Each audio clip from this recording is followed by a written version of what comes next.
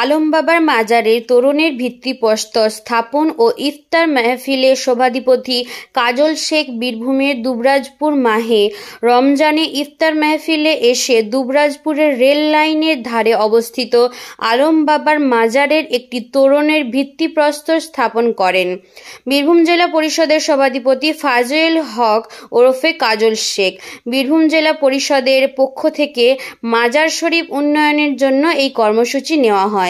জানা যায়, বীরভূম জেলা পরিষদের উদ্যোগে পঞ্চদশ অর্থ কমিশনের ৩৬ লক্ষ টাকা ব্যয়ে আলমবাবার মাজার শরীফের বিভিন্ন পরিকাঠামোর উন্নয়ন হবে, যার মধ্যে রয়েছে সুসজ্জিত একটি তোরণ তথা গেট, অজুখানা, শৌচাগার সহ অন্যান্য কাজকর্ম।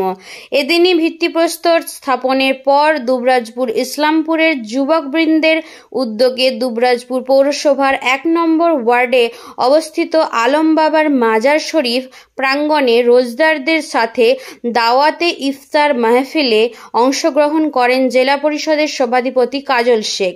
শুরুতেই আলমবাবার মাজার শরীফে চাদর চড়িয়ে দোয়া প্রার্থনা করেন।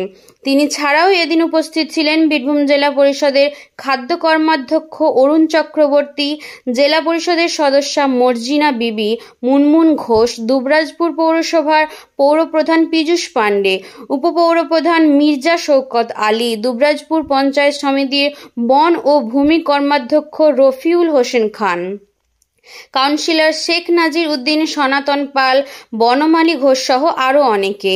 সাংবাদিকদের মুখোমুখি হয়ে তিনি জানান, রাজ্যের মুখ্যমন্ত্রী মমতা বন্দ্যোপাধ্যায়, যিনি পিছিয়ে পড়া বাংলাকে এগিয়ে নিয়ে গেছেন এবং সকল সম্প্রদায়ের মানুষজনকে একসাথে এক ছাতার তলায় নিয়ে চলার প্রয়াস চালিয়ে যাচ্ছেন, তাই তার দীর্ঘায়ু এবং সুস্থতার মঙ্গল কামনা করা হয়।